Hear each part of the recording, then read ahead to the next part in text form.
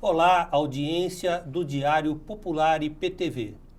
Hoje nós temos o prazer de estar com o deputado estadual Castelo Branco, capitão Castelo Branco do PSL, que ele é paulistano, de uma família tradicional de militares, inclusive ele é sobrinho neto do ex-presidente Marechal Humberto Castelo Branco, né?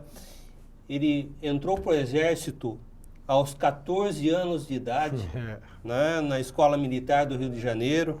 Depois cursou a Escola de Cadetes do Exército de Campinas, né, o atual ensino médio. E ele se graduou engenheiro de comunicações na Academia Militar das Agulhas Negras em Resende, no Rio de Janeiro.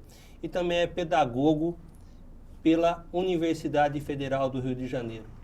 É um baita currículo, né, e muito preparado para ser deputado estadual pelo PSL de São Paulo. Seja bem-vindo, deputado Castelo Branco. Muito obrigado, jornalista Paulo, audiência do Diário Popular, você que nos assiste. É uma honra estar aqui com vocês. Eu tenho certeza que vamos passar momentos muito agradáveis. É um prazer estar com o senhor, né, e vamos apimentar a nossa conversa.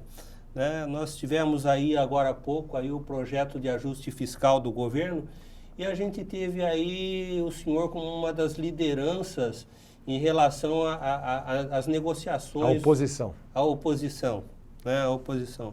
É uma aliança até meio improvável, né? Que reuniu PT, PSOL, Novo, PSL. Quer dizer, em primeiro lugar, o que levou a essa catalisação de forças tão antagônicas, deputado? Bom, eu vou procurar ser bem didático, né, como professor, e explicar. O governador, ele tem o direito de mandar para a Assembleia Legislativa do seu estado os chamados projetos de lei do Executivo. E ele mandou um com o número 529, que foi apelidado de nós com a alcunha O Pacote da Maldade. 66 páginas de muita coisa ruim. O projeto era tão ruim, ele fazia tão mal à população, que ele conseguiu unir até os mais ferrenhos adversários. Ou seja, o governador tem a sua base de governo, que sempre vai apoiá-lo, e a sua oposição, ela era diversificada, tinha projeto que ela era a favor, tinha projeto que era contra. Nesse caso, toda a oposição se uniu contra o projeto de lei Pacote da Maldade. O que esse projeto de lei pretendia? Resumindo, eles colocaram um nome bonito, né, enfeitaram o pavão, chamando de ajuste fiscal, melhoria tributária, redução da máquina pública, enxugamento do Estado. Enfim, fizeram essa maquiagem. Na verdade, o pacote da maldade, ele vai aumentar imposto, ia extinguir empresas estatais muito boas e saudáveis, que prestavam grandes serviços à população. E terceiro, ele confiscava bens, isso é importante, queria aumentar imposto de transmissão de causa-mortes e doações, e queria vender o patrimônio do Estado. Ou seja, era um pacote muito ruim.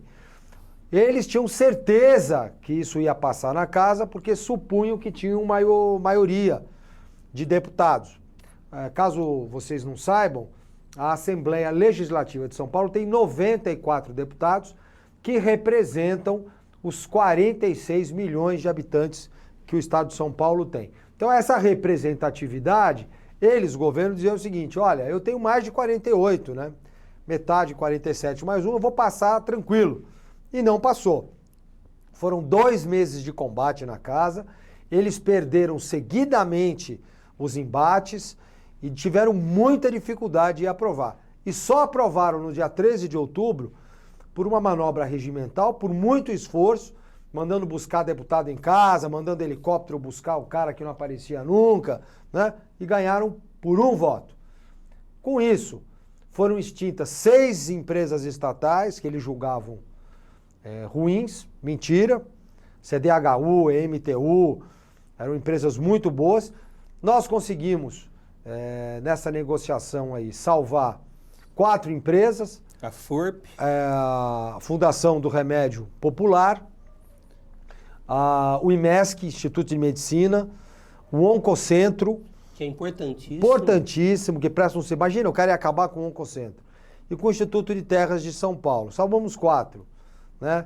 Contra a nossa vontade, mas era melhor isso do que nada. Tiramos fora do projeto, no final do segundo tempo, ali, na prorrogação, o ITCMD, só para lembrar você, o que é esse imposto de transmissão, casal, mortes e doações? É quando você vem a falecer, você vai transferir os seus imóveis, os seus bens, para um filho seu, para um descendente seu, um parente seu, né? E ele, o governo, quer morder isso aí. Quer dizer, ele já quer pegar uma coisa que é sua. Atualmente, esse imposto já é de 4%, que é bastante. Pô, os caras queriam aumentar para 20%. Quer dizer, eles iam aumentar a porcentagem e mais mudar a base de cálculo. Quer dizer, e tem também a questão do usufruto, né? Você faz o usufruto, a transferência, a doação de usufruto. Para os filhos não terem problema, daí o Dória queria aumentar isso também? É a fome arrecadatória. Agora, o pior, só para terminar esse bloco do projeto de lei pacote da maldade, é que aumentou o imposto sobre circulação de mercadorias e serviços, o chamado ICMS. Ele disse que não tem mais isenção fiscal, todas as conquistas de governos anteriores ele jogou por água abaixo e disse que, olha, o ICMS no estado de São Paulo é 18%. Então, com isso, o que aconteceu na prática? O ovo, a farinha, o seu pãozinho francês, o remédio, o combustível, material de construção, tudo vai aumentar, em média, 18%. Ou seja, a partir do dia 15 de janeiro, guarda aí, que são 3 meses para aprovar a lei. 13 de outubro, lá 15 de janeiro. Você vai estar no meio do verão, curtindo ali a tua praia, e um belo dia você vai constatar que o seu custo de vida acaba de aumentar em 20%. Porque a matriz produtiva toda ele taxou e aumentou o imposto. Isso foi o pior. E assim, é triste porque a população acabou não acompanhando direito isso, a maioria da população, porque tem que trabalhar, porque tem que se esforçar, enfim, tem que sobreviver. E o projeto acabou passando, na minha maneira de entender, maldosamente por aqueles deputados que assinaram embaixo esse projeto de lei criminoso, né? Isso é o pacote da maldade, foi muito ruim para o Estado, realmente. O que fazer agora, deputado? Olha, agora tem algumas entidades de classe que estão judicializando as decisões. Existe uma perspectiva de tentar reverter esse quadro muito pequena, né? Nós vamos ter que conviver com esse erro. Só a extinção dessas empresas que eu citei, as 6, vão chegar em quase 5 mil famílias que não vão ter mais renda, porque o marido ou a esposa foram demitidos. Nós temos agora que manter esse bloco de 43 deputados que estão unidos contra o atual governo e procurar barrar outras medidas nefastas que esse governo queira fazer. Deputado, é um absurdo. O senhor falou da Fundação Oncocentro. Pessoa que está com câncer, ela já está fragilizada, já está com uma série de problemas. Quer dizer, de repente, querer acabar com... uma judiação, né? É a maldade que eu falei. É um instituto que prestou relevantes serviços à sociedade, que ajudou centenas de milhares de pessoas. E o cara queria acabar com isso para economizar. É economia porca, né? Aliás, não era nem economia, porque nesse caso o Oncocentro é um prestador de serviço e uma empresa lucrativa. A gente tinha suspeita, ainda tem, né? O que eles querem, na verdade, é o prédio, a instalação física, o imóvel, o patrimônio. Eles querem acabar com essas empresas, alegando enxugamento do Estado, mas no fundo ele quer mandar os caras embora e quer pegar o imóvel. Muitos desses imóveis estão super bem localizados, têm valor de mercado altíssimo, e o que eles vão fazer? Vender, né? Capitalizar, né? Alegando que o Estado não vai bem. Poxa, o Estado mais rico da federação não vai bem? Então o que houve? Má gestão? Ou muita improbidade administrativa na época do Covid e agora ele quer fechar a conta nas costas do povo? além de tudo, esse pacote ele trouxe uma tentativa de desmonte da pesquisa, né? Do Ah, Estado de São bem Paulo, lembrado. da FAPESP, das secretarias, quer dizer, o dinheiro que vai para pesquisar. Puxa. Tão malfadada a pesquisa Nossa, hoje, muito... tão judiada a pesquisa. Muito bem lembrado. Nós conseguimos salvar também o fundo das universidades de pesquisa, que era o fundo de pesquisa da Universidade de São Paulo, da Universidade de Campinas, da Universidade Estadual de São Paulo e da FAPESP, né? USP, Unicamp, Unesp e a Fundação de Pesquisa do Estado de São Paulo. Graças a Deus ele não conseguiu pôr a mão nisso aí, senão teria sido desastroso. Deputado Castelo Branco, militar do Exército, mas também se preocupando com a segurança pública como um todo, né? O senhor foi autor aí de um projeto de lei da questão dos bloqueadores de celular nos presídios, que é um problema muito sério. E agora parece que está difícil de ir, né, deputado? Vamos explicar para vocês. Vamos começar do começo. Existem fundos de recursos financeiros do Estado. Tem vários deles. Tem um desses fundos financeiros que é chamado Fundo das Prisões, fundos prisionais. É um fundo que já tem, em média, 20 milhões por ano. Tem o fundo do meio ambiente, tem o fundo de multas de trânsito, tem o fundo criminal, enfim. Este fundo, o recolhimento dos recursos vem das taxas e honorários pagos pela Justiça Criminal. Muito bem. Esse dinheiro estava parado e tem uma lei que diz que você só pode usar esse dinheiro que já existe para reformar presídios, para pintar e para fazer manutenção. O que nós fizemos? Nós fizemos uma autorização para que o governador pudesse utilizar esse recurso, repito, que já existe, para instalar bloqueadores de celulares nos presídios do Estado de São Paulo. Até porque ele havia feito esta promessa em campanha, que iria instalar bloqueadores de celular nos presídios. Ora, eu tomei essa iniciativa, fiz o projeto de lei 317 e que simplesmente alterava uma lei estadual dizendo, olha, você também pode gastar esse dinheiro com bloqueador. Ok, governador? Foi aprovado por unanimidade, né, por aclamação, por todos os deputados, que era realmente uma grande sacada e uma grande ideia. Qual é a expectativa? O Estado de São Paulo tem 171 presídios, 171, olha que coincidência, né? Esses 171 presídios tem uma população carcerária de centenas de milhares de pessoas. Para você ter uma ideia, população, só o ano passado foram pegos nas revistas de entrada nos presídios 13.896 celulares. É óbvio que o crime organizado comanda as suas operações de dentro dos presídios. Então, se você quisesse realmente impingir um golpe duro no crime organizado, tira o celular, que você tira a capacidade de comunicação e de comando dele. Simplesmente instalando um bloqueador. Por quê? Apesar do rigor das inspeções, sempre pode acabar entrando um celular. Mas com um bloqueador, você não terá comunicação. Os bloqueadores hoje têm sofisticação tecnológica, eles têm um valor relativo, não é tão caro assim. Nós tínhamos que instalar um em cada presídio. Hoje só existem, parece, uma dezena deles instalados. Ou seja, faltaria muito. Para nossa surpresa, o projeto de lei aprovado sobe para o governo e o governador atual vetou.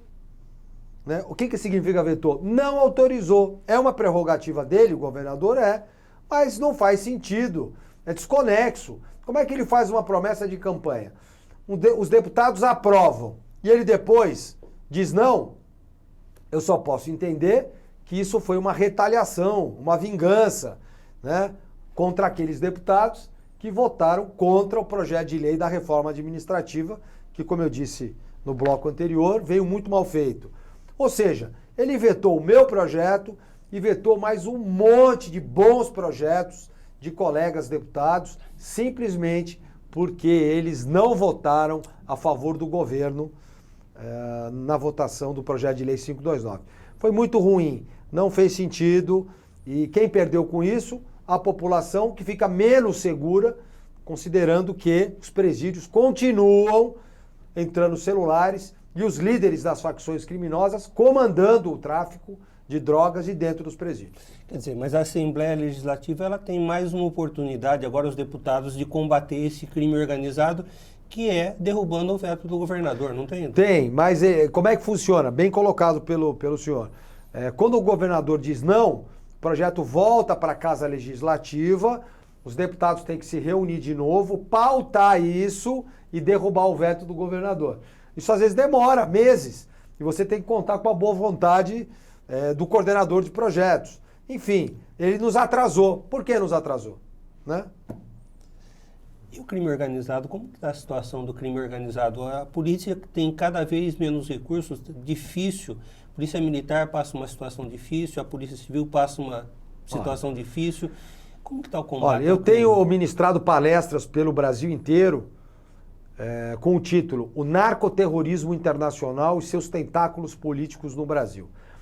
O maior problema que o Brasil tem hoje, o mundo, mas o Brasil em particular, é o narcoterrorismo. Pode esquecer qualquer coisa. São tentáculos que estão se alastrando pelo país inteiro. A droga corrompe a sociedade, destrói a nossa juventude, tira a capacidade dele de trabalho. A recuperação de um viciado em droga demora às vezes 10 anos. É destrutivo. Eu defendo que o narcotráfico deve ser enquadrado como terrorismo. A Lei de Segurança Nacional deve encarar o narcotráfico como pena máxima e em prisões de segurança máxima, e que todo o esforço nacional seja contra o consumo e principalmente os traficantes de droga, porque é um problema seríssimo. Não vamos ter muito tempo para falar agora, mas fica para uma outra entrevista a gente falar dos perigos que são os narcotraficantes. Isso já está claro. Você vai no México, por exemplo, quase que o Estado se perdeu para o próprio Estado, né? Você cria um Estado paralelo que manda em você. O exemplo mais clássico que a gente tem no Brasil é o Rio de Janeiro. Você tem ilhas de exceção onde o Estado não entra. E para complicar esse cenário, agora o Supremo Tribunal Federal, que deveria defender a população, autoriza o bandido a operar lá tranquilo, porque a polícia não pode entrar. Quer dizer, isso aí fica também para um outro dia, esse absurdo que foi essa decisão. Quer dizer, e ainda um ministro do Supremo Tribunal me solta um traficante pesado, né? Eu me permito não falar sobre o tema, você já sabe o que eu penso sobre isso. Isso foi um absurdo total, uma incoerência total, uma falta de respeito com a população. Deputado Castelo Branco, além de família tradicional de militares, Castelo Branco é uma família tradicional aí de serviços prestados à corte portuguesa, né? E o senhor tem se mostrado e tem defendido a questão da monarquia no Brasil. Por quê? Olha, eu sou um fã de carteirinha da monarquia, sou um grande adepto do conceito, acredito realmente que a monarquia seja o melhor regime de governo. Eu vou te explicar por quê. Primeiro, a monarquia dá estabilidade para o país. Você tem uma alma mater, você tem algo superior aos problemas da nação, que é personificado na figura do imperador, da imperatriz, do rei ou da rainha, enfim. Que ele representa o Estado. Estado é uma coisa, governo é outra. A família real, a monarquia, tem um símbolo que diz o seguinte: acima das paixões terrenas, a gente tem algo divino que é representado pela família real. Eu acredito que isso dá muita estabilidade no momento em que algumas discussões que possam haver em outras áreas de governo não vão se refletir na estabilidade do país. A Inglaterra é um bom exemplo, a Suécia é um bom exemplo, o Japão é um bom exemplo, a Espanha é um bom exemplo, a própria Arábia Saudita, bem que lá é um modelo um pouco diferente. Nós temos aí no mundo mais de 20 monarquias muito bem sucedidas, onde o país tem estabilidade e consegue crescer. Mas basicamente, para você entender, você tem a figura do rei ou da rainha, do imperador, enfim, você tem o Império do Brasil, esse nome é lindo, porque o Brasil é de direito e de fato um grande império.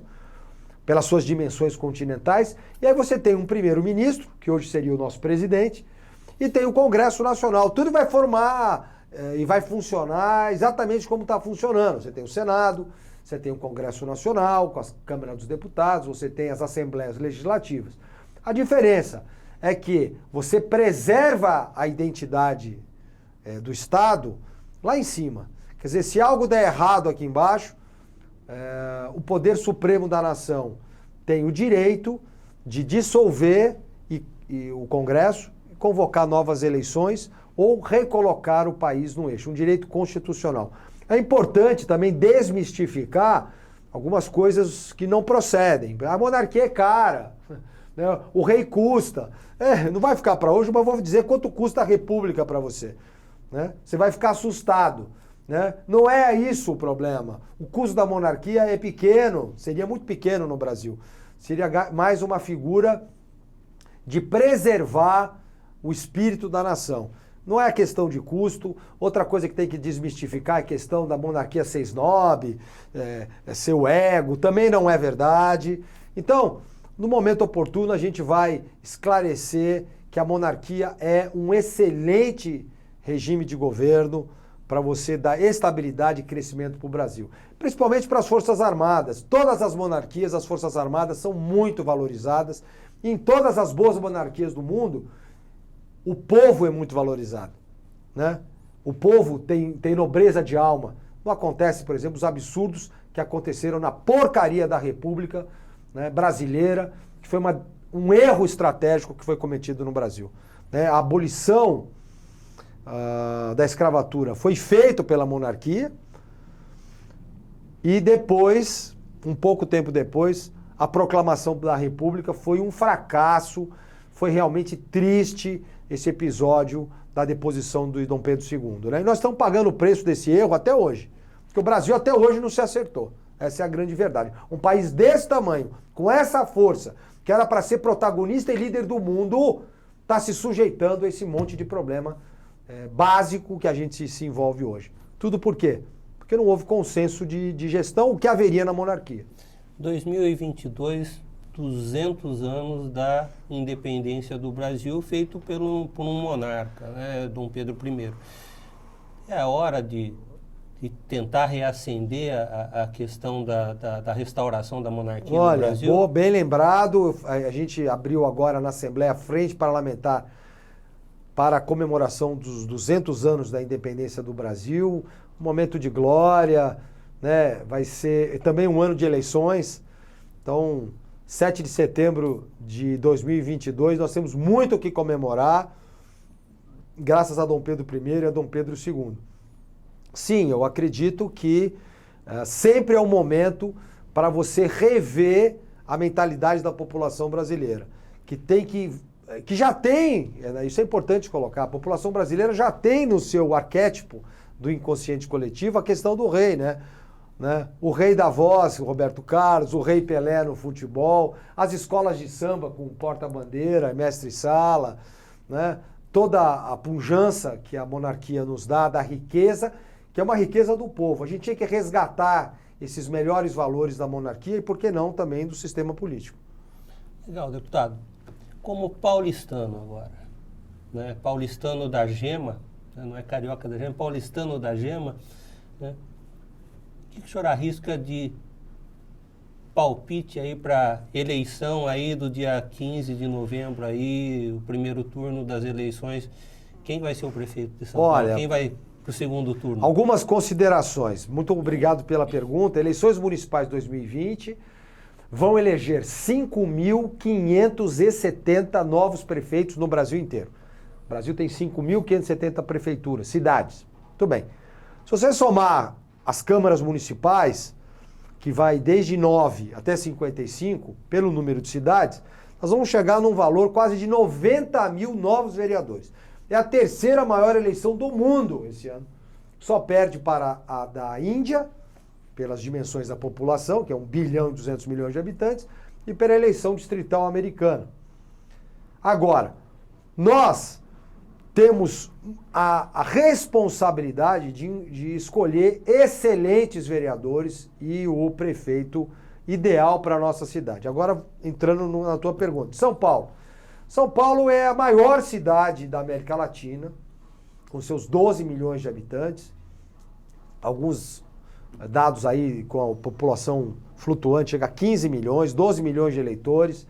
Uma cidade que tem um produto interno bruto que é o segundo maior produto do país, depois do Estado. Uma cidade estratégica, com milhões de problemas, e a população está cansada desse mesmo governo que aqui está há tantos anos. Então a população quer mudança, quer renovação, quer transformação, isso é fato. São Paulo precisa de muita zeladoria, né? De muita governança, é uma cidade gigantesca com muitos problemas. Nós temos 14 candidatos nessa corrida para a Prefeitura de São Paulo. Eu gostaria de ressaltar, eu vou ser bem político agora, todos têm suas qualidades, todos têm suas virtudes e todos estão aí se esforçando muito para mostrar o seu ponto de vista. Eu gosto mais, para prefeito, dos gestores que são mais técnicos, né? Que têm um olhar de mais experiência, que já vivenciaram, já foram vereadores, ou já foram subprefeitos, ou já foram vice-prefeitos, porque a cidade de São Paulo precisa de bagagem para comandar. Mas nós estamos diante de um cenário muito volúvel, com variáveis ainda não controladas. Eu, com todo respeito, Paulo, eu preferia não arriscar, né, um palpite, porque nós temos ainda o cenário de que nos últimos 5 dias da eleição é que a gente vai ter uma definição. Eu já tenho aí publicamente exposto as minhas predileções, né, tanto para vereador quanto para prefeito, mas eu aproveito esse canal de comunicação para que você pense bem em quem você vai escolher. Para vereador, porque a vereança de São Paulo é muito importante, são 55 vereadores que decidem pautas importantíssimas e principalmente quem vai ser o gestor, né, da cidade de São Paulo. Legal, deputado. Eu queria agradecer ao senhor, né, a audiência do Diário Popular, o deputado Castelo Branco aqui. 30 segundos para o senhor dar uma mensagem final para a audiência do Diário Popular. Tem uma frase do professor Henrique José de Souza, um grande brasileiro: a esperança da colheita reside na semente. Mais uma vez, o Diário Popular nos ajuda a plantar boas sementes e a colher bons frutos para um Brasil melhor. Juntos somos mais fortes e somos todos um só. Obrigado, deputado. Obrigado.